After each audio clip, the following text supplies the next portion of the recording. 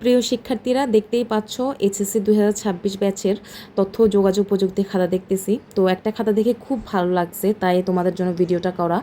মানে এই খাতাটা দেখো, মানে প্রত্যেকটা পেজ এত সুন্দর করে এত গুছিয়ে লিখেছে স্টুডেন্টটা, মানে দেখেও আসলে কি টিচারদেরও মনটা ভালো হয়ে যায়। আর শুধু যে উত্তরগুলো এত সঠিকভাবে লিখেছে এমন না, ও কি করেছে প্রতিটা বিষয় এত সুন্দর পরিষ্কার আর গুছিয়ে লিখেছে সব কিছু, যে আসলে মনটাই ভালো হয়ে গেছে খাতাটা দেখে।